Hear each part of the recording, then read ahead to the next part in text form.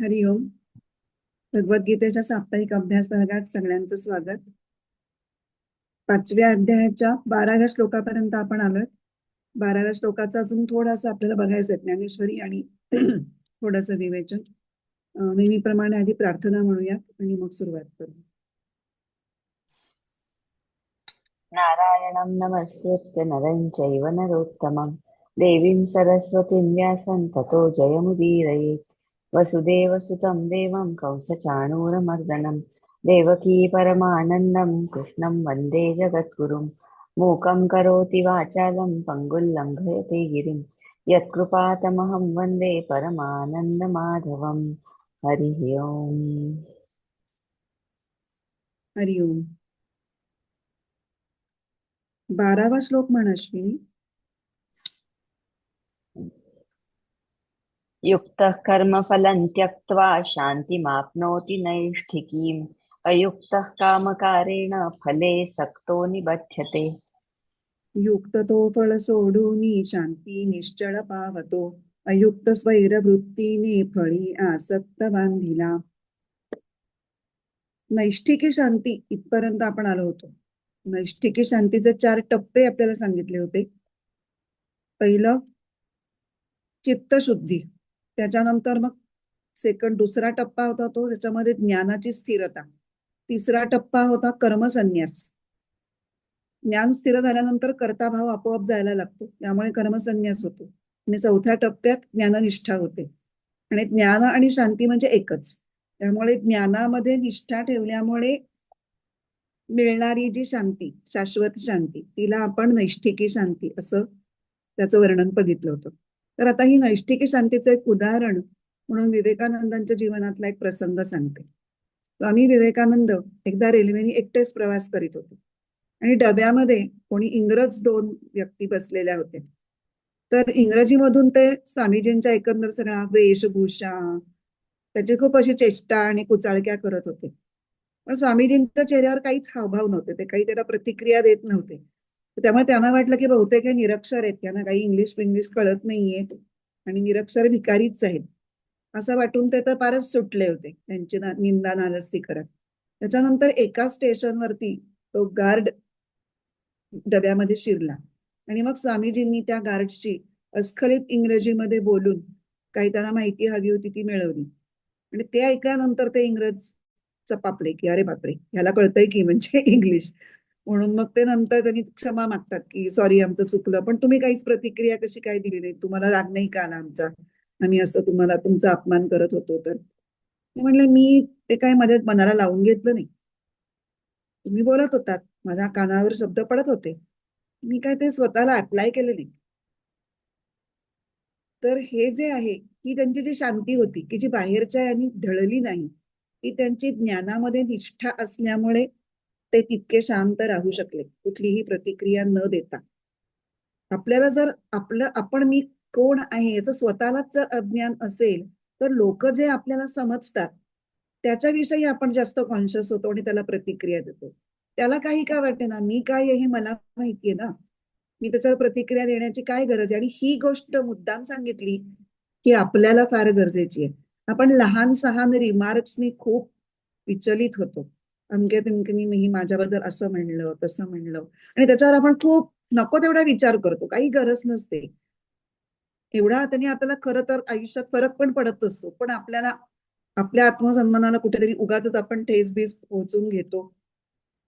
तर हे जे त्यांची शांती होती, तर त्यांचा आत्मयोग हा शब्द ज्ञानेश्वरांनी पुढे वापरलाय. म्हणून आता आपण ज्ञानेश्वरीमध्ये 2च ओव्या आहेत, 71 आणि 72, तर त्या आपण बघूया. इतरांच्या वागण्या बोलण्यामुळे आपल्या मनाच्या शांतीवरती, सुखावरती फरक पाडून घेणं, ह्याच्यामध्ये आपण इतके काही एक्सपर्ट असतो त्याच्यासाठी ह्या ओव्या वाचणं फार आवश्यक आहे. 71वी ओवी. तरी आत्मयोगे आथिला, जो कर्मफळाशी विटला, तो घर रिघोनी वरिला शांती जगी. ज्यांनी हा आत्मयोग संपादन केला व कर्मफळाची आशा निशंक सोडली, त्याला या जगात शांतीने आपण होऊनच माळ घातली असे होते. आता या दोनच ओव्या आहेत, त्यामुळे ओवी आणि विवेचन, ओवी आणि विवेचन अशा फॉर्मॅटमध्ये करू. जेव्हा जास्त ओव्या असतात तेव्हा आपण आधी वाचून घेतो. आता या दोन्ही ओव्यांवर थोडं थोडंसंच विवेचन आहे. तर आता इथे पहिली जी ओवी आहे ही 71 जी आपण वाचली, ती या श्लोकाच्या पहिल्या ओळीसाठी आहे. युक्त कर्मफलम त्यक्त्वा शांतिमाप्नोती नैष्टिकीम, याच्यावरचं महाराजांचं भाष्य आहे. इथे आता आत्मयोग म्हणजे काय ते आपण बघूया. आता इथे विवेकानंद एवढ्या मोठ्या क्षमतेचा, मी विद्वान, मी संन्यासी, मी योगी, मला जगाने मोठेपणा दिलाच पाहिजे, अशी कुठल्याही प्रकारची अपेक्षांची जंत्री त्यांच्या मनामध्ये बिलकुलच नव्हती. त्यामुळे ते आत्मस्थितीत राहून देहानी प्रवास करत होते. आणि ज्ञानेश्वर महाराजांच्या शब्दात त्यांचा अहम हा आत्मस्वरूपी विश्रांती घेत होता. आणि म्हणूनच त्यांनी इतके जे विचित्र काही त्यांच्याविषयी बोललं गेलं, ते बोल स्वतःला न लावून घेणं हे त्यांना जमलं. म्हणजे आत्मस्वरूपावर चित्त स्थिर ठेवण्याचा ज्याचा प्रयत्न यशस्वी झालेला आहे, त्याला आपण योगयुक्त म्हणतो. आणि त्यालाच ज्ञानेश्वर महाराज आत्मयोगयुक्त असं म्हणतात. आत्म्याशी ज्याचा संबंध सतत जोडलेला आहे तो आत्मयोगयुक्त. आणि असा जो असतो आत्मयोगयुक्त, त्याच्यामुळे तर त्याच्या अंतःकरणामध्ये शांती आपणहून प्रवेश करते आणि त्याला म्हणते की मी आता तुझीच होऊन राहील, अशी उपमा दिलेली आहे. तर इथे त्याच्यामध्ये एक वाङ्मयाचं सौंदर्य तर आहेच, पण त्याच्याबरोबर विवेचनातली पण एक सूक्ष्मता अशी आहे की शांतीसाठी तो योगी वेगळा प्रयत्न करत नाही. तो शांतीच्या मागे लागलेला नाहीये, तो आत्म्याच्या मागे लागलेला आहे. तो आत्मस्वरूपाच्या सान्निध्यात राहण्याचा प्रयत्न करतो, शांती आपोआपच त्याच्याकडे येते. इथे म्हणजे जणू काही एखादी सुंदर स्त्री एखाद्या वीर पुरुषाला जेव्हा वरते तेव्हा ती त्याच्यातलं काय बघते, त्याच्यातलं सामर्थ्य बघते ती. असं एक इथे मला सहजच सामर्थ्य शब्द बोलल्या बोलल्या एक वाक्य प्रसिद्ध आहे ते आठवलं. सामर्थ्य हे पुरुषाचं सौंदर्य असतं आणि सौंदर्य हे स्त्रीचं सामर्थ्य असतं. असं एक त्यातला कॉन्ट्राडिक्शन छान सांगितलेली आहे की स्त्री पुरुषामध्ये काय बघते, त्याचं सामर्थ्य बघते, त्याची वीरता बघते, त्याचे गुण बघते. तसं आता इथे ही उपमा कशी लागू पडते, तर उत्कृष्ट कर्म करायचंय तरीही अहंकार अजिबात होता कामा नाहीये आणि फळाची आसक्ती किंचितही वाटता कामा नाहीये. ही काही सोपी गोष्ट नाहीये.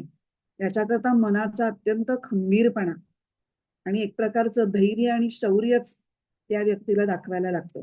ते पारमार्थिक वीरता आहे ती, पण तो वीरपुरुषच आहे. आणि म्हणूनच त्याला शांतीसारखी सुंदर आणि कल्याणकारी स्त्री ही आपणहून माळ घालते. असं म्हणतात ना की मानाची अपेक्षा नसणाऱ्यांच्याच गळ्यामध्ये माळ पडते. एक ते असंच वाक्य आहे ना, न मागे तयाची रमा होय दासी. लक्ष्मीला खूप सुटर्स होते, म्हणजे सगळे ती इतकी सुंदर होती की सगळेजण तिच्या मागे लागले होते, पण तिला असा हवा होता कुठेतरी वेगळाच. म्हणून ती विष्णू म्हणजे शोधत शोधत गेली, तेव्हा तिला शेषशाही विष्णू दिसले की इकडे लक्ष्मी येऊ देत ना जाऊ देत, मी आत्ममग्न आहे. आणि मग ती त्यांच्या पायाशी बसली, अशी ती गोष्ट आहे. तेव्हा ही जी 71वी ओवी होती ती युक्त म्हणजे पहिल्या योगयुक्ताबद्दल होती. आता दुसरी ओवी वाचू आपण. येरू कर्मबंधे किरीटी अभिलाषाची या गाठी कळासला खुंटी फळभोगाच्या. कळासला म्हणजे जखडून गेला किंवा घट्ट बांधला गेला. आणि अर्जुना, जे दुसरे योगहीन असतात ते कर्माच्या दाव्याने आणि वासनेच्या गाठीने फळभोगाच्या खुंट्याला खडसून बांधले जातात. येरू, येर हा शब्द आता आपल्याला हळूहळू कळायला लागलाय. ज्ञानेश्वरीतले काही काही शब्द जे पुन्हा पुन्हा रिपीट होत आहेत. येर म्हणजे दुसरं, एक गोष्ट सांगून झाली आणि उरलेले, असा जेव्हा सांगतात तेव्हा तो येरू शब्द वापरतात. तर हा दुसरा कसा आहे, तर आत्मयोगयुक्त नसलेला म्हणजे कर्मफळाशी आसक्त असलेला, त्याला ते म्हणतात की फळभोगाच्या कुंट्याला अभिलाषेच्या दोरखंडाच्या गाठीनी जखडून ठेवलेला आहे. हे तर ज्ञानेश्वर महाराजांनी म्हटलेच आहे. त्याच्या पुढे एक विशेषण अजून वर्णन माधवानंद ऍड करतात. कसा येतो, एखाद्या गुरासारखा. त्याच्यातून त्यांना काय सुचवायचंय की फक्त फळाच्या अट्रॅक्शननी कुठल्याही कर्माला प्रवृत्त होणं हे एखाद्या पशुवत आचरण आहे. पशुवत आचरण असल्याचं लक्षण आहे. मानवाने त्याच्यापेक्षा वरच्या पातळीवरती विचार करणं अपेक्षित आहे. त्याचीही अभिलाषेची दोरखंडाची गाठ सुटलेली असते, तो मात्र मोकळेपणाने आपलं कर्म करायला मोकळा असतो, स्वतंत्र असतो. हा परतंत्र असतो, हा फळाच्या अधीन असतो आणि हा फळाच्या अधीन नसतो. आता हे कर्मफळ हे अनेक रूपांनी असतं. आपण कर्मफळाची आधी पण थोडी चर्चा केली आहे. त्याच्यापेक्षा थोडे वेगळे मुद्दे आहेत या चर्चेमध्ये. की एक म्हणजे कर्मफळ कुठल्या कुठल्या प्रकारे आपल्या समोर येतं आणि त्याच्यातलं कुठलं टाकायचं आणि कुठलं स्वीकारायचं याविषयी आपण आता बघणार आहोत. की एक तर आपली शक्ती, आपली बुद्धी आणि आपल्याला उपलब्ध असलेली जी काही साधन सामुग्री, त्याच्या साहाय्याने आपण कर्म केलं. माझं मी बेस्ट केलं, फळ काहीही मिळो, पण मला जे करायचं होतं किंवा जे काही मला माहिती होतं करण्यासारखं होतं ते मी सगळं केलं, हे एक समाधान, हे मुख्य फळ असतं. ज्याला आपण इंग्लिशमध्ये जॉब सॅटिस्फॅक्शन म्हणतो.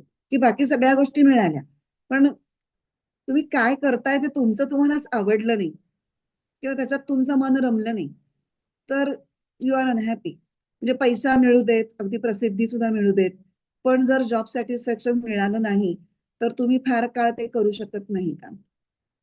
त्याच्यातलं जे हे समाधान आहे ते कुठल्याही कर्माचं मुख्य फळ आहे आणि ते नक्कीच त्याज्य या गटामध्ये येत नाही, ते मिळायलाच पाहिजे. त्याच्यानंतर दुसरं असतं की काहीतरी कर्म केलं की काहीतरी ऐहिक मोबदला त्याचा ठरलेला असतो, तो मिळणं अपेक्षित असतं आणि तो सुद्धा टाकावा. म्हणजे आता महिनाभर तुम्ही काम केलं तर सॅलरी घेऊ नका, असं असं कुठेच म्हणायचं नाही आणि असा अव्यवहारी सल्ला कुठलाच संत मनुष्य सुद्धा देणार नाही. रामकृष्णांत सांगतात की त्यांनी एका साधकाला काहीतरी वस्तू बाजारातनं आणायला सांगितल्या. तो गेला आणि घेऊन आला.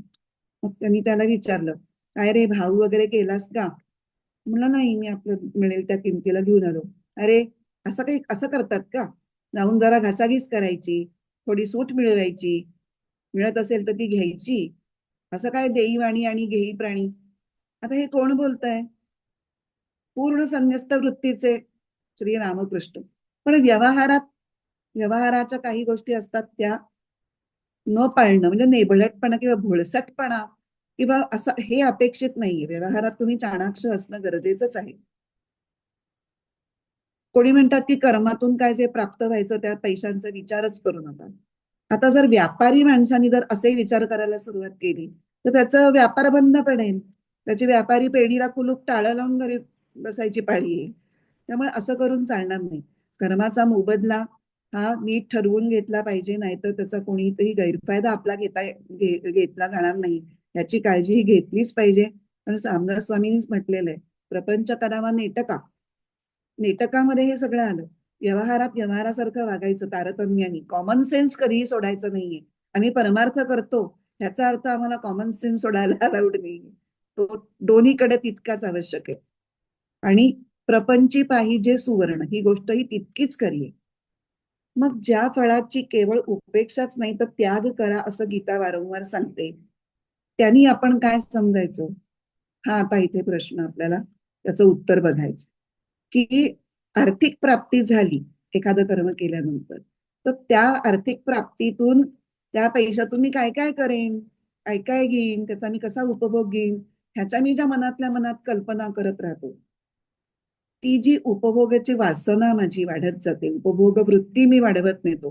हे मिळालं की मी हे करीन, ते अजून मिळालं किंवा मी अजून काहीतरी घेईन. ती उपभोग फळाचा त्याग म्हणजे ही उपभोग वृत्तीचा त्याग. पैसे तुम्ही कशासाठी तरी वापरणारच आहात, त्याच्याविषयी कल्पना आणि खयाली पुलाव पकवत बसणं आणि आशेला लागणं, हे तिथे याच्यामध्ये रमणं आणि मग त्याच्यामुळे ती तुमची तृष्णा वाढणं, हे सगळं आपोआप होत जातं. एकदा तुम्ही आशेला लागलात की तुमची तृष्णा वाढते, मग तुम्ही अस्वस्थ होता. कुठेही शांतीला धक्का लागणार नाही याच्यासाठी काय करायचं, हे चालू आहे आपला विषय. आणि दुसरं, कर्मातून एकतर आपल्याला पैसे मिळतात म्हणजे कुठला तरी प्रकारचा ऐहिक लाभ होतो, किंवा दुसरी आपल्याला मान्यता मिळते, काहीतरी आपलं कौतुक होतं. आपल्याला ती पण एक सुप्त इच्छा प्रत्येकाच्या मनात असतेच, तुम्ही किती नाही म्हणा, की आपल्याला चांगलं म्हणावं, लोकांनी आपल्याला मान सन्मान द्यावा, कौतुक करावं. तर आता कुणी आपणहून कौतुक करायला आलं तर ठीक, म्हणजे अगदी त्याला तुम्ही झिडकारून छे छे माझं काही कौतुक करू नको वगैरे असं म्हणण्याची गरज नाही. तुम्ही त्याचा शांतपणे वरवर तरी का होईना स्वीकार करूही शकता. पण आतून ते कौतुक आणि ते ज्याच्यासाठी होतंय ते कर्म, हे दोन्हीही आपण ईश्वरार्पण करणं म्हणजे त्या फळाच्या कचाट्यातून सुटणं हे आहे. जर तसं केलं नाही तर त्या अपेक्षा आपल्या पायलप होत जातात. मग त्या अपेक्षा हळूहळू वाढत जातात. मग त्या आपल्या कर्तृत्वाच्या प्रमाणात वाढतात किंवा अपेक्षांच्या प्रमाणात ते सगळं अस्वस्थता की एक अंतःकरणाला आतून एक ओढ लागते. मी एवढं केलं पण काही म्हणली नाही ती. आता मला याच्यावरनं एक गोष्ट आठवली. आमचे स्वामी चिन्मयानंद भिक्षेला कुठेतरी एका ठिकाणी गेले होते. भिक्षेला म्हणजे असं स्वामी लोकांना जेव्हा आपल्या घरी ब्रेकफास्टला, लंचला किंवा डिनरला जेव्हा बोलवतात तेव्हा त्याला भिक्षा म्हणण्याची पद्धत आहे चिन्मय मिशन मध्ये. असं भिक्षेला गेलेले असताना ती एक जी घरमालकीण होती, यजमानीण बाई, ती सारखं अशी माहिती पुरवत होती. हे मी आज केलं बरं का, हे अमुक केलंय, ह्याच्यामध्ये खास अमुक अमुक मसाला घातलाय, तुम्हाला हे आवडतंय म्हणून. असं प्रत्येक पदार्थाचं ती सतत सारखं वर्णन करत होती आणि वाट बघत होते की स्वामीजी म्हणतील की अरे वा किती छान, तुम्ही किती कष्ट घेतले, खूपच छान झालंय. आता खरं म्हणजे स्वामी जे संन्यासी असतात त्यांना खरं तर अशा प्रकारच्या प्रतिक्रिया देणं अपेक्षितच नसतं त्यांच्याकडनं. कारण त्यांनी अन्न हे चवीचवीने खाण्याची गोष्ट त्यांच्यासाठी नसतेच. संन्यासा धर्मामध्ये तुम्ही फक्त जिवंत राहण्यासाठी जे आवश्यक आहे तेवढंच ग्रहण करायचंय. त्याचं वारेमाप स्तुती करून आडवा हात मारून चापून खाणे वगैरे अशी कन्सेप्ट अपेक्षितच नाहीये. आणि म्हणून कधीही स्वामी लोक फार त्याचं कधी कौतुक करायला जात नाहीत आणि अशी अपेक्षाही करायची नसते. मग आता त्यांना कळत होतं की हिची मनात अपेक्षा सुरू आहे की हिला आपण चांगलं म्हणावं, चांगलं म्हणावं. मग त्यांनी एक उपाय त्याच्यावर काढला. ते म्हणले हो का, ही भाजी काही तुमच्याच परसात लावलेली होती वाटतं. मग ते म्हणलं नाही, मी बाजारात आणली. असंच, हा मसाला कुठला आहे, तुम्हीच केलात का, नाही मी इकडून आणला. असं करत करत त्यांनी तिला जाणीव करून दिली की प्रत्यक्षात रांधणं आणि वाढणं ह्याच्या पलीकडे पण त्याला खूप आयाम आहेत आणि ते सगळं काही तुम्ही केलेलं नाहीये. मग तुम्ही एवढ्या कौतुकाची अपेक्षा कशासाठी करता. तर आपला विषय चाललाय की कौतुक किंवा आपल्याला अप्रिसिएशन हे खूप त्याचे भूक भूक असते आणि ती पूर्ण झाली नाही तर आपली चिडचिड पण होते कधी कधी किंवा त्या व्यक्तीबद्दल आपल्या मनामध्ये रागही उत्पन्न होतो. तर तो होता कामा नये. थोडीशी अपेक्षा असली तरी हरकत नाही, पण अपेक्षा असणं ही गोष्ट चूक आहे. ही जर आपल्याला मान्य असेल ना गोष्ट, तर ती आपण अपेक्षा तेवढ्या चटकन सोडूनही देऊ शकतो. जेव्हा ती गोष्ट बरोबरच आहे असं जेव्हा आपल्याला वाटतं तेव्हा आपण त्याच्यावर सगळं बिल्ड करत जातो की हिला कसं काही वाटतच नाही, हिला माझ्याबद्दल बोलायचंच नसतं वगैरे वगैरे, जे काय आपण प्रत्येक व्यक्तीनुरूप आपल्या ते वेगळं वेगळं असतं. तर मान्यतेची अपेक्षा सोडणं हे कर्मफळ सोडण्यामधला अत्यंत महत्वाचा मुद्दा आहे आणि जो आपल्याला सगळ्यांना आपलं निरीक्षण करणं गरजेचं आहे. की असं कधी कधी होतं की आपण मान्यतेच्या मागे लागतोय किंवा झुरतोय त्याच्यासाठी की हे व्हायला हवं, हे व्हायला हवं, निदान एवढं तरी म्हणायचं. ह्याच्यात खूप काही येतं. तर ते तसं आपण कसं सोडायला शिकायचं हे या श्लोकांच्या माध्यमातून आपण शिकण्याची गोष्ट आहे. आणि मान्यतेची अपेक्षा नसलेली व्यक्तीच मान्यता पावते हेही आपण बरेच वेळेला बघतो की जेव्हा त्याचं काहीही पडलेलं नाही त्यांच्या पाठीमागे कीर्ती धावत येते. जसं आता शांती धावत आली तसं. पण ह्याच्यामध्ये पुन्हा देखावा, आपण वरवर करतो आहे एखादी गोष्ट का मनापासून हे बाहेरनं कुणाला कळणार नाही. ते फक्त आपल्यालाच माहिती असेल. वरवरच्या देखाव्यांनी आपण लोकांना एक वेळ फसवू शकू, पण एक तर स्वतःला फसवू शकणार नाही आणि ईश्वरालाही फसवू शकणार नाही. त्याला तो त्याला सगळं काही समजतंय. तो तुमच्या आतही आहे. म्हणजे आपल्याला जे आपलं काय चाललंय ते कळतं. तो आपला आतला ईश्वरच तो बघत असतो आणि आपल्याला सांगत असतो की हे काही बरोबर चाललेलं नाहीये तुझं. म्हणजे हळूहळू जेव्हा आपले प्रयत्न वाढतात आणि आपली अंतर्मुखता वाढते, आपलं आत्मपरीक्षण आपल्याला करायचंय आणि सुधारायचंय ही इच्छा वाढत जाते, तसा आपल्या आतला ईश्वरच आपल्याला मदत करायला लागतो आणि मग आपल्या ह्या गोष्टी थोड्या थोड्या कमी व्हायला लागतात. आणि जशा जशा या गोष्टी कमी व्हायला लागतात तशी तशी ती नैष्ठिकी शांतीकडे आपला प्रवास सुरू होतो. तिथे आता 12वा श्लोक संपलाय. आता आपण 13वा श्लोक बघूया. सर्वकर्माणि मनसा संन्यस्यास्ते सुखांवशी नवद्वारे पुरे देहि नैव कुर्वन्न कारयन्. मनाने सगळी कर्मे सोडुनी संयमी सुखे नवद्वार पुरी राहे करीना करविहीना. सर्व कर्माणि मनसा संन्यस्य आस्ते सुखम वशी नवद्वारे पुरे देहि न एव कुर्वन् न कारयन्. अन्वय आणि अर्थ.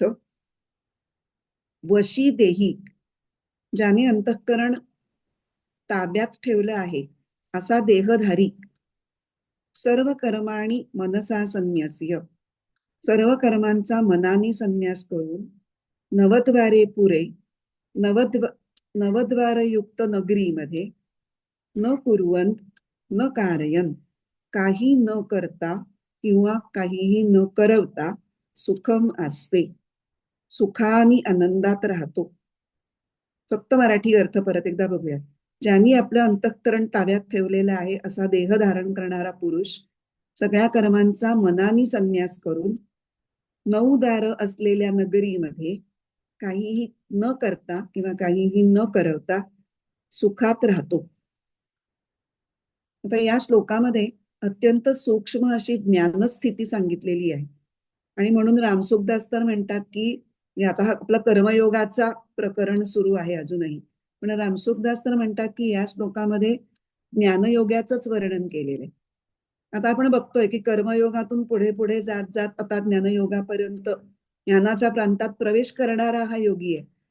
तर हा जवळपास ज्ञानाच्या प्रांतात पोचलेल्याच ज्ञानयोगाचं वर्णन या 13व्या श्लोकामध्ये केलेलं आहे. आणि इथे 9 दारं, म्हणजे 9 दारं असलेली नगरी ती कुठली, तर देह. ना काय सांगायचंय की आत्म्याशी एकरूप झालेला हा जो ज्ञानयोगी आहे तो संसारात राहून, देहात राहून संसारात कसा वावरतो हे सांगण्यासाठी शरीराला तरी 9 दारं असलेली नगरी अशी कल्पना केलेली आहे. आता कुठली ती 9 दारं? आपल्या देहरचनेतली जी 9 छिद्र किंवा ओपनिंग्स त्यातली 7 चेहऱ्यावरतीच आहेत. 2 डोळे, 2 कान, 2 नाकपुड्या, 1 तोंड, ही 7 झाली. आणि जननेंद्रिय आणि गुदद्वार ही 2, अशी मिळून 9. आणि या 9 द्वारांच्या मार्फत जवळपास सगळा जीवन व्यवहार हा आपला चालू शकतो. तर इथे चिन्मयानंद वर्णन करतात की आता इथे देही म्हणजे देही हे आत्म्याला पण उद्देशून आहे म्हटलेलं. देहीन असा मूळ शब्द आहे. जो देह धारण करतो तो देही, म्हणून आत्मा. तर आत्मा कसा असतो, तर ज्याप्रमाणे एखादा राजा एखाद्या नगरात राहतो आणि फक्त आपल्या उपस्थितीमुळे इतर मंत्र्यांना वगैरे प्रेरणा देऊन स्वतः तो काही करत नाही, इतरांच्याकडून तो सगळ्या गोष्टी करून घेतो आणि आपला राज्यकारभार चालवतो. तसा आत्मा हा काहीही करत नाही, पण स्वतःच्या केवळ उपस्थितीने तो ज्ञानाच्या आणि कर्माच्या सगळ्या इंद्रियांना अंतर्बाह्य चैतन्य पुरवतो, प्रकाशित करतो असंही म्हणतात त्यांनी. आणि त्यांच्याकरवी संपूर्ण देह चालवतो किंवा जीवन चालवतो. पण इथे मात्र देही हा शब्द आत्म्याशी एकरूप झालेल्या ज्ञानयोगासाठी वापरला. आता आपल्याला इथे प्रश्न पडतो की तसे तर सगळेच देही आहेत ना, आपण सगळेच देह धारण करतो, मग ज्ञानयोगासाठी देही हा शब्द खास वापरण्याचं काय विशेष कारण काही आहे का? तर अर्थातच आहे. तर शंकराचार्य आपल्या भाष्यात त्याचं उत्तर असं देतात की सर्वसामान्य माणूस जो असतो तो देहाचा अभिमानी असतो. म्हणजे काय की तो देहाशी एकरूप झालेला असतो, तो स्वतःच्या देहालाच मी समजत असतो. मग जो देह म्हणजे मी असं समजणारा सामान्य व्यक्ती आहे त्याला मी देहात राहतो किंवा मी देह धारण करतो असा अनुभव कसा येणं शक्य आहे? नाही शक्य. कारण तो देहाशी अगदी एकरूपच झाला, देहापासून तो वेगळं स्वतःचं अस्तित्व मानतच नाही. म्हणत ज्ञानयोग्याला तो अनुभव आहे. कारण ज्ञानयोगाची धारणा काय आहे, की मी देहापासून वेगळा आहे, मी चैतन्य स्वरूप आत्मा आहे, मी निष्क्रिय आणि चैतन्य स्वरूप असा आत्मा आहे आणि मी देह धारण केलेला आहे, म्हणजे मी देहामध्ये आहे. हा अनुभव आत्मज्ञानाचा आहे, सामान्य माणसाचं नाही. आणि म्हणून त्याला देही असं विशेषण वापरलेलं आहे. आता आपण जेव्हा घरात वावरतो तेव्हा घर म्हणजे मी असं आपण म्हणतो का? नाही. एक घर आहे, त्या घरापासून मी वेगळा आहे आणि मी घरात वावरतोय, अशी जशी आपली समजूत असते ती सामान्य माणसाची सुद्धा असते. तो घराशी तेवढा एकरूप झालेला नसतो जेवढा तो शरीराशी एकरूप झालेला असतो. तसा हा योगी हा देहामध्ये राहत असतो. त्यामुळे इंद्रिय, मन, बुद्धी ह्या सगळ्यांचा संघात आणि मी वेगळा आहे त्याच भान त्याला स्वतंत्रपणे नेहमी असतं. तर रामकृष्ण अशा योगाचं वर्णन करण्यासाठी म्हणतात की नारळातलं पाणी सुकलं, पूर्णपणे सुकलं, की तो जो नारळ आहे तो त्या करवंटीपासून असा वेगळा होतो आणि मग तो नारळ असा खडखड खडखड वाचतो. म्हणजे नारळाच्या आतच त्याचं स्वतंत्र अस्तित्व निर्माण होतं. थोडं जरी पाणी असेल तर ते खोबरं करवंटीला चिकटून राहतं. तसं शरीराच्या उपभोगाची आसक्ती थोडी जरी असली तर ही जी स्वतंत्र अस्तित्वाची जाणीव आहे ती त्या साधकाला नसेल. पण जेव्हा त्याची आसक्ती पूर्ण गेली, त्याचं देह तादात्म्य पूर्ण सुटलं, की मग त्याला देहापासून असं स्वतंत्र अस्तित्व हे जाणवायला लागतं आणि त्याची ती जाणीव कायम जपली जाते. आता या योगाचं दुसरं विशेषण आपण काय काय बघितले आता शब्द? नवद्वारे, पुरे आणि देही एवढं बघितलं. आता प्रथमेतला अजून एक शब्द आहे वशी, तो देहीच विशेषण आहे. त्यामुळे तो वशी हा शब्द काय आहे तो आपण बघूयात. विषय आणि इंद्रिय यांच्या बरोबरच ज्यांनी अंतःकरण सुद्धा जिंकलेलं आहे त्याला म्हणायचं वशी. म्हणजे हे देह, इंद्रिय, मन हे सगळं आत्म्याच्या ठायी ज्यांनी विलीन केलेलं आहे तो वशी. आता विषय कुठले कुठले? पंच ज्ञानेंद्रियांचे विषय आपल्याला सगळ्यांना माहितीच आहे. शब्द, रूप, रस, गंध, स्पर्श. पण आता इथे अंतःकरणाचे विषय कुठले ते सांगणारा पण एक छान श्लोक आहे.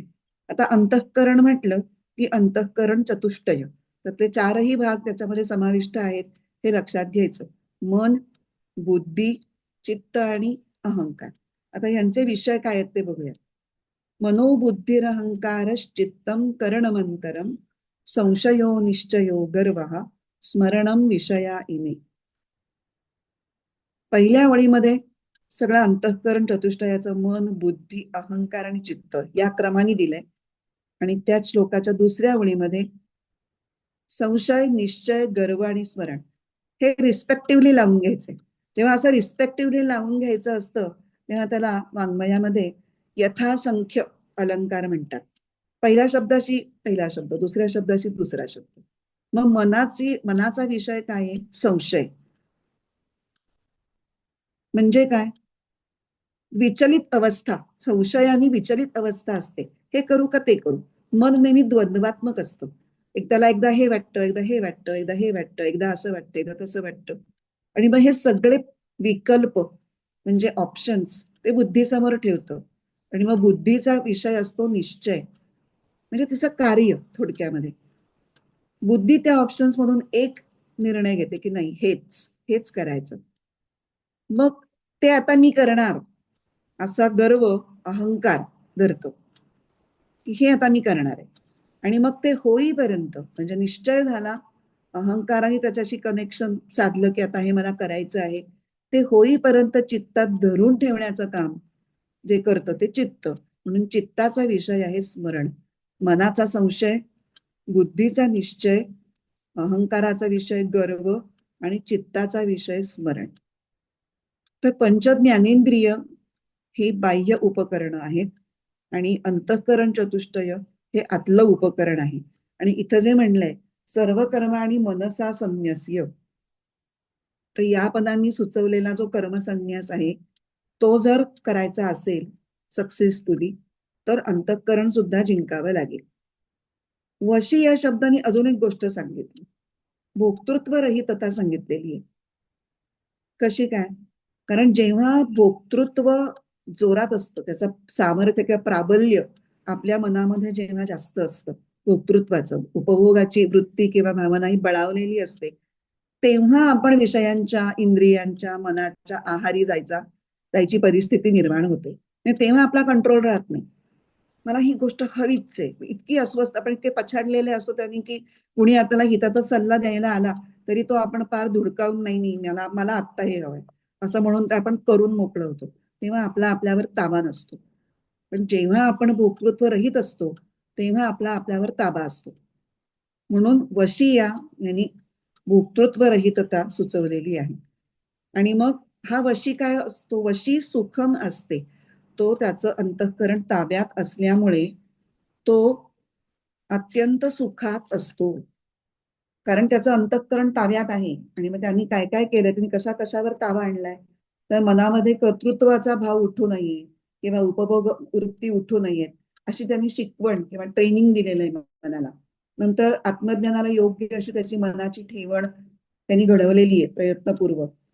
कर्म अर्पण करण्याची सवय लावलेली आहे.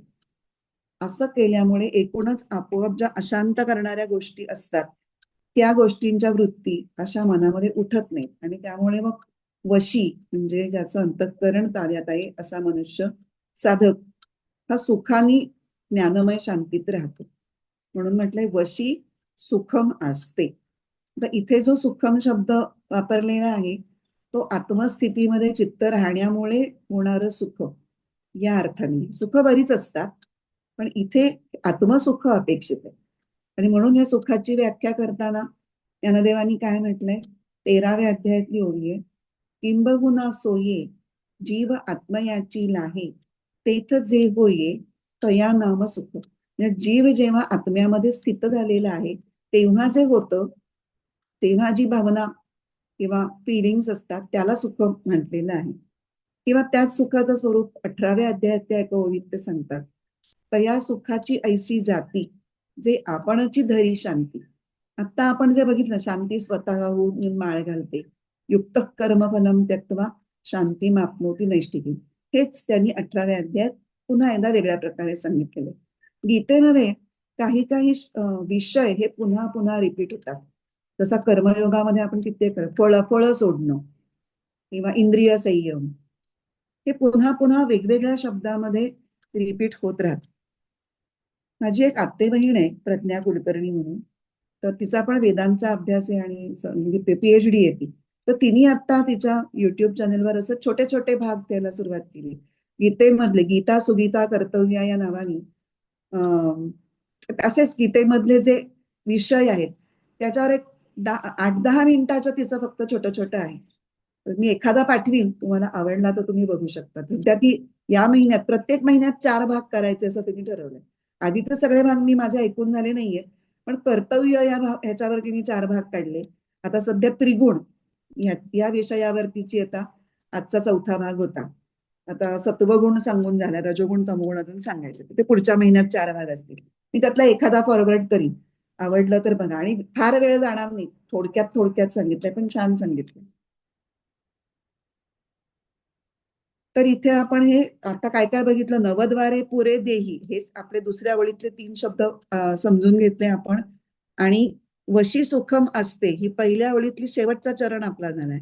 आता आपल्याला बघायचंय सर्व कर्माणि मनसा संन्यस्य. आता इथे मनसा म्हणजे मनाने, सर्व कर्मांचा मनाने संन्यास करणं असं म्हटलं की, ऐकलं की आपल्याला लागलीच वाटतं की मनाने म्हणजे मनाने, मन म्हणजे भावनेने, विचाराने. तर तसं इथे अपेक्षित नाहीये. आपण आपल्या आपल्यात सुद्धा असं म्हणतो की नाही, मी माझ्या मनात ना खरं तर मी त्याच्याबद्दल अजिबात अटॅचमेंट ठेवलेली नाही बरं का, मनात माझ्या त्यागच होता, म्हणजे भावनेने मी संन्यास केला असं लोक म्हणतात. लोकांना वाटतं किंवा कधी कधी आपल्यालाही वाटतं की आपण डिटॅच आहोत, पण ते थोडं वरवरचं असतं किंवा बोलण्यापुरेसं असतं बरेच वेळेला, किंवा खूपच कमी वेळा करता ते टिकतं, त्यातलं काहीही असू शकतं. पण मन हे खूप चंचल आहे. तर इथे शंकराचार्य म्हणतात की मनसा याचा अर्थ विवेक बुद्ध्या असा घ्यायचा, विवेक बुद्धीनी. आता हा विवेक कसला, तर कर्मणी अकर्म यः पश्येत, कर्मामध्ये अकर्म बघण्याचा विवेक मग तो कोण करू शकेल? तर ज्याला पहिल्यांदा कर्म, विकर्म, अकर्म ह्याच्यातला भेद पहिला त्याला कळला पाहिजे. म्हणजे त्याला त्याचं उत्तम ज्ञान असलं पाहिजे. आधी टेक्निकल वर्ड्स, पारिभाषिक शब्द, कन्सेप्ट म्हणून तरी माहिती पाहिजे. आणि मग गुरुकृपा पाहिजे.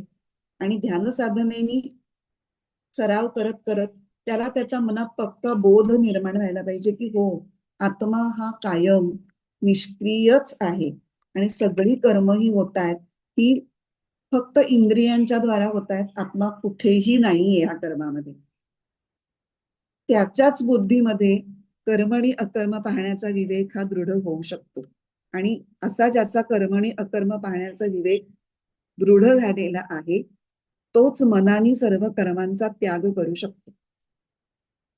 म्हणजे सर्व कर्माणि मनसा संन्यस्य याचा अर्थ कर्मांच्या पाठीमागे असलेला जो कर्तृत्व भाव तो मनातून पूर्णपणे नाहीसा होणं.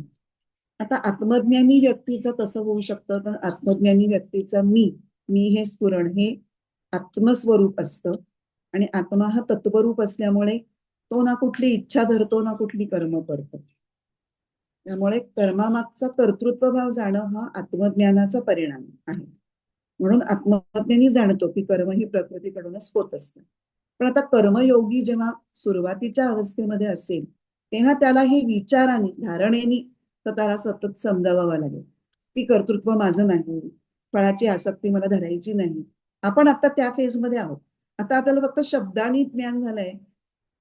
आता आपण आपल्याला ऑब्झर्व करून सारखे इथे कर्तृत्व भाव निर्माण झाला का हे पटकन म्हणून जाते. इतकं ते मुरलेलं असतं ना अंगात, कधी आपण त्याचं प्रदर्शन करतो हे आपल्याला सुद्धा कळत नाही. पण केल्या केलं जाणवतं कर्तृत्व भाव आपण घेतलेला आहे. अगं मी करून दाखवते ना तुला, तुला येत नसेल तर. शब्द सुद्धा बदलायला लागतात आपल्याला त्याच्यासाठी. पण हे सगळं आपण विचाराने आपल्यात सहजता नाहीये. म्हणून मग इथे भावनात्मक आपल्याला उपाय आधीच्या श्लोकामध्ये सांगितलाय. कर्मच ईश्वरार्पण करा, ब्रह्मण्याधाय कर्माणि संगम त्यक्त्वा करोति यः. इथे तो सांगितलेला आहे की अर्पण भक्ती ज्याला आपण म्हटलं होतं तिथे. पण 5वा अध्याय हा जास्त ज्ञानावरती फोकस करणारा असल्यामुळे जी भक्ती सुचवली ती अशी जाता जाता किंवा इनडायरेक्टली सुचवली. पण 9वा अध्याय हा जास्त भक्तीला वाहिलेला असल्यामुळे 9व्या अध्यायामध्ये 30 अर्पण भक्ती खूप प्रॉमिनंटली आणि स्पष्टपणे आणि ठळकपणे सांगितलेली आहे. त्यामुळे त्याच्यावरचं विवरण जर आपण बघितलं तर ते आपल्याला ठळकपणे कळतं की यत करोषि यदश्नासी यत जुहोषि ददासी यत तपस्यसी कौंतेय तत्कुरुष्व मदर्पणम. जे काही करशील ते मला अर्पण कर. त्याच्यावरच्या 2 ओव्या आपण बघूयात, खूप छान आहेत त्या. ते क्रिया जात आघवे जे जैसे निपजेल स्वभावे ते भावना करोनी करावे माझी या मोहरा. इथे भावना करोनी करावे असं म्हटलंय. म्हणजे त्यांना कळतंय की हा भक्ती मार्गातला किंवा कर्मयोगातला अगदी सुरुवातीच्या टप्प्यातला आहे. त्याला हे सहज जमणार नाहीये. मी आता हे कर्म देवाला अर्पण करतो अशी भावना त्याला जाळून बुजून बळजबरीने करावी लागणार आहे. पण कर, ते तुझ्या मनात आपोआप येईल, स्वभावे सहजपणे काय येईल, क्रिया येईल, त्याचं कर्तृत्व येईल, त्याचा अहंकार येईल. लागलीच सोड, मला अर्पण कर भावनेने. परी सर्वथा आपुले जीवी केदियाशी से काहीची नुरवी ऐसी धुवोनी कर्मे द्यावी माझी या हाती. फार सुंदर हवी आहे ही. परी सर्वथा आपुले जीवी, पण जे काही तू एवढा जीव ओतून करतोयस ते केलियाची से म्हणजे आठवण. हा एकदा शब्द आपल्याला गेलेला आहे कुठेतरी, मला वाटतं 4थ्या अध्यायामध्ये असावा किंवा 3ऱ्या, की केलंय ह्याची आठवण सुद्धा ठेवू नकोस. किती अवघड आहे ना हे आपल्याला. आपण उलट आठवण ठेवून ठेवून सांगत असतो, त्यावेळेला मी तुझ्यासाठी ते केलं होतं बरं का. आणि अनेक अनेक वर्षांपूर्वीच आपल्याला काल घडल्यासारखं ताजं डोक्यामध्ये असतं. तर जेव्हा तुला मी केलंय अशी आठवण सुद्धा तू ठेवणार नाहीस तेव्हा तुझं ते कर्म धुतल्यासारखं होईल. त्याच्यातला अहंकाराचा सगळा कचरा निघून जाईल. ऐसी धुवोनी कर्मे द्यावी माझी हाती. इतकी शुद्ध करून तू कर्म मला अर्पण कर. कारण शेवटी परमेश्वराला अर्पण करायचंय तर आपण वाटेल ते अर्पण करू का? चांगल्यातलं चांगलं जे असेल तेच आपल्याला अर्पण करायचंय. म्हणून ते आधी चांगलं करण्याची जबाबदारी पण येते. म्हणजे एकदा अर्पण करायचं ही भूमिका आली की आपोआपच कशी जडणघडण सगळी बदलत जाते ते त्याच्यातून. म्हणून अर्पण भक्ती ही खूप महत्वाची म्हणून सांगितलेली आहे. पण अर्पण भक्ती म्हणा किंवा आत्मस्थितीमध्ये राहणं आणि शरीर मन बुद्धी आणि इंद्रियांपासून तादात्म्याचा भाव सोडणं, ही आत्मज्ञानाची कायमस्वरूपी स्थिती प्राप्त होईपर्यंत वैचारिक किंवा भावनिक प्रकारे कर्तृत्व स्वतःकडे न घेणारा योगी एका बाजूला, पण हे करणं अपेक्षित आहे, एका बाजूला आत्मचिंतन करणं, ध्यान साधना करणं, त्या आत्म्याच्या उपस्थितीचा आपल्या आत अनुभव घेण्याचा प्रयत्न करणं, हे तर करतो असं इथे म्हटलेलं आहे. आपण करतो का करत नाही, करत नसेल तर आपण आपल्याला बसवायला पाहिजे थोडा वेळ तरी, की नाही की हे एका एका बाजूला हे आणि एका बाजूला हे, असं दोन्ही करत करत मग त्याचा एकत्र आपल्याला फळ मिळणार आहे. तर तसं जर करत एखादा माणूस राहिला, इनिशियल स्टेज मधला भक्तियोगी म्हणा किंवा कर्मयोगी म्हणा, तर मग हळूहळू त्याचं जसं आत्मस्वरूपावर स्थिरता यायला लागते चित्ताची, तसं तसं मग कर्तृत्व भाव उठण्याचे प्रसंग कमी होतात किंवा वेळ कमी होतो आणि मग त्याच्यामध्ये सहजता येणार. आता जे मारून मुटकून मसोबा आपला चालू आहे की नाही मी काही म्हणणार नाहीये, म्हणजे माझ्या मनात आलंय पण मी त्यातून बोलून तरी दाखवत नाही, इथपर्यंत आपली असते, तर तो आपोआप ती सहज स्थिती येते की सहजपणे केले, त्यात काय एवढं महान केलंय असं नाही, हळूहळू त्या स्थितीला आपण जाऊ लागतो. आता इथे कर्तृत्वाचा भाव सोडणं एवढं महत्वाचं का आहे? सारखं सांगते कर्तृत्वाचा भाव सोडा सोडा सोडा, का बरं सोडायचं? तर एकदा कर्तृत्व अंगीकारलं की त्याच्या पोटामध्ये फळाची अपेक्षा असते आणि इतरांकडून मोठेपणा प्राप्त होण्याची अपेक्षा सुद्धा असते. आपोआपच ती त्याच्या बरोबर येतेच, एकावर एक फ्री, ती नाही म्हणणं तरी ती येते. त्यामुळे ह्या दोन अपेक्षा एकदा मनामध्ये ठाण मांडून बसल्या की त्या सारख्या ठुसठुसत राहतात आणि तुम्हाला सतत अस्वस्थ करत राहतात आणि आपल्याला नैष्ठिकी शांतीपर्यंत पोहोचायचंय. त्यामुळे अस्वस्थ करण्याची कारणं आपल्याला सोडायची आहेत आणि म्हणून हा कर्तृत्व भाव हा सोडायचा. आणि म्हणून आता आपला कुठले शब्द राहिले, आता दुसऱ्या ओळीतलं दुसरा चरण, नैव कुर्वन्न कारयन. नैव कुर्वन्न कारयन या शब्दांनी हा कर्तृत्व भाव सोडणं ही गोष्ट पुन्हा एकदा ठळकपणे दाखवलेली आहे. आता रामसोगदास जे आपल्याला सारखं सांगत असतात की नाही, शरीर मन बुद्धी आणि इंद्रिय यांच्याशी कर्मयोग्याने जराही अहंता ममता ठेवू नये, ही माझी आणि माझ्यासाठी आहेत असं समजूच नये. तर असं जर समजणारा जो योगी असेल, ही माझी नाहीच आहेत, मला ही मिळालेली आहेत दुसऱ्यांच्या उपकारासाठी उपयोगात आणण्यासाठी, तर मग त्या शरीर मन बुद्धी आणि इंद्रियांनी घडणाऱ्या ज्या क्रिया आहेत त्या क्रियांचा करता तो योगी स्वतःला कसा काय समजेल? म्हणजे एक एक आपल्याला जे शिकवत चाललेत ना धडे, त्या धड्यांचा वापर फायनली आपल्याला नैष्ठिकी शांतीकडे नेण्यासाठी कसा करायचा हे आपण शिकतोय. आणि हीच गोष्ट या अध्यायातल्या 8व्या श्लोकात कशी सांगितली, नैव किंचित करोमी ती युक्तो मन्येत तत्ववित. आणि 13व्या अध्यायातल्या 31व्या श्लोकात सांगितलंय, शरीरस्थोपि कौंतेय न करोति न लिप्यते. इथे शरीरात राहून हा त्यांच्यापासून अलिप्तपणे वागतो आहे, हीच गोष्ट 13व्या अध्यायात अशा पद्धतीने सांगितली.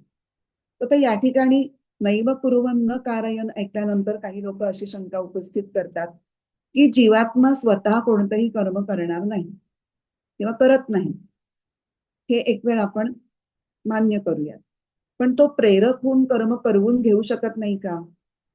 आता खरं म्हणजे या संदर्भात एकदा पूर्वी भगवंतांनी सांगितलेलं आहे बरं का.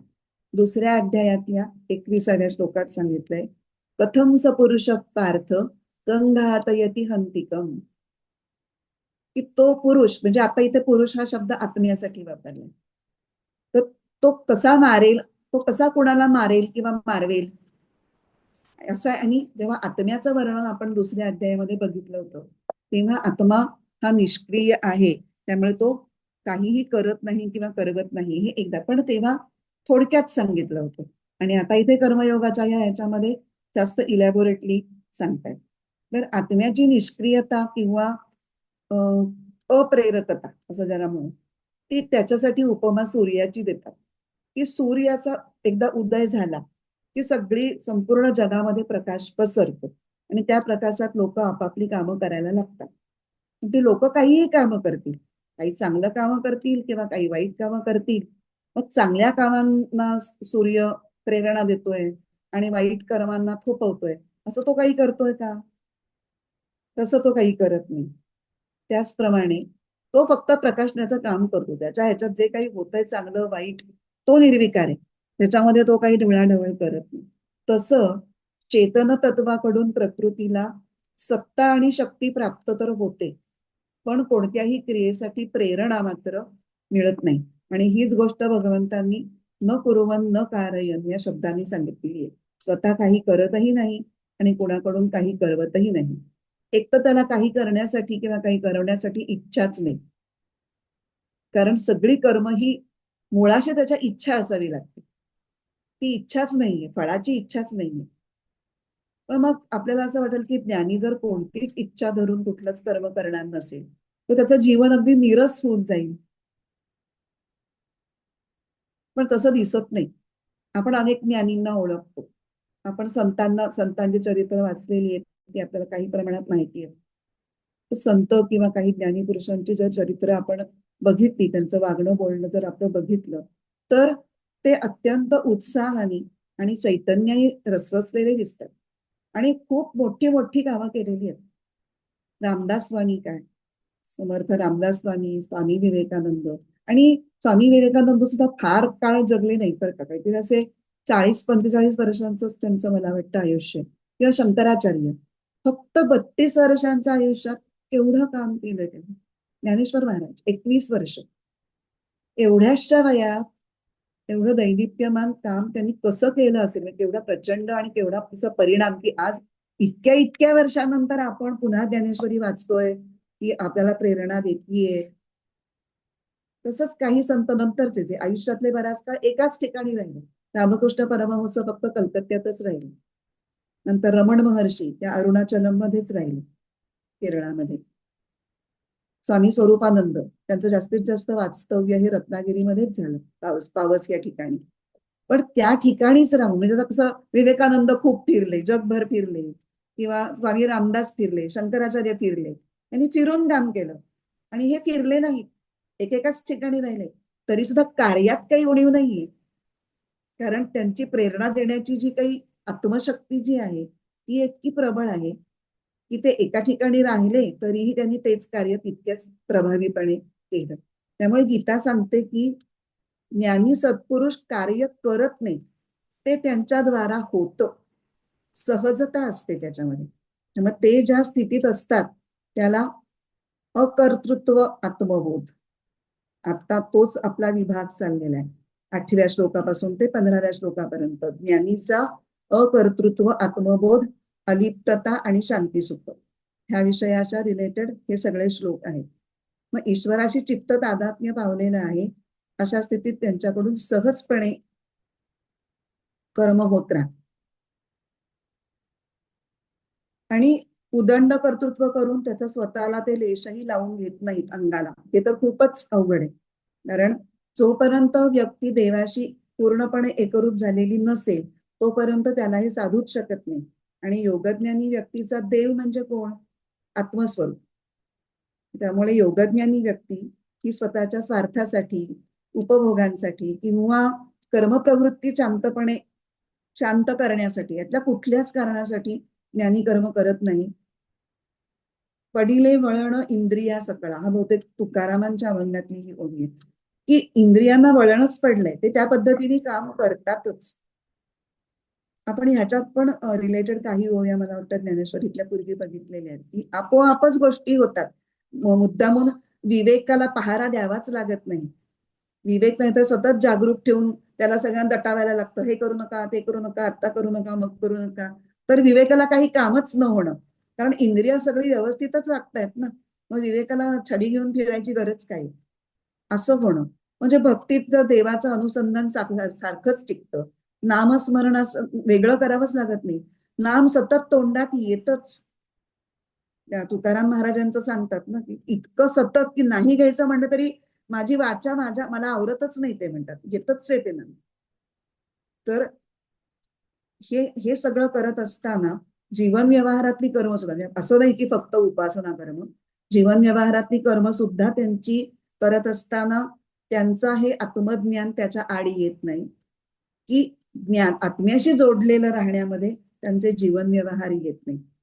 हे खूप आश्चर्यकारक आणि अवघड गोष्ट आहे. कारण काय आहे की संतांना किंवा हे जे ज्ञानी आहेत ते समाजाचे आदर्श असल्यामुळे त्यांना त्यांच्या कामात सुद्धा चूक झालेली चालणार नाही. कारण ते जर वेड्यासारखे वागले किंवा चुकीचं वागले तर चुकीचा संदेश समाजाला जाईल. त्यामुळे ते होणं अपेक्षित नाहीये. त्यामुळे त्यांनी नीटच वागणं अपेक्षित आहे आणि तरीही त्यांचं आत्मभान टिकवून त्यांनी व्यवहारात नीट वागणं अपेक्षित आहे. ही तारेवरची कसरत जी आपल्याला वाटते की ते तारेवरची कसरत करत असतील, ते अत्यंत सुखातच ते करत असतात. पण आता आपण याच्यावरची ज्ञानेश्वरी पुढच्या वेळेला बघूया. अं, एक 3च ओव्या आहेत पण आत्ता नको, फार त्याची हे होईल. छान आहेत हे श्लोक आणि खूपच, आता थोडे ना अजून 14-15 तर खूपच डीप आहेत. पण त्याच्यामध्ये काही वेदांताच्या कन्सेप्ट सुद्धा थोड्या समजावून द्यायला लागतील कदाचित. पण मला जसं जमेल त्या पद्धतीने मी करीन. उपदेश साराचं काही भाग तुम्हाला ज्ञानमार्गाचे जे शेवटचे आहेत त्याच्यामध्ये मी बऱ्याच गोष्टींच्या कन्सेप्ट एक्सप्लेन केल्यात. जर तुम्हाला जमलं तर तुम्ही ऐकायचा प्रयत्न करा. नाहीतर ह्याच्याशी म्हणजे या श्लोकाशी रिलेटेड जेवढं आवश्यक असेल तेवढं मी सांगायचा प्रयत्न पुढच्या ह्याच्यामध्ये करणार आहे. थांबूया.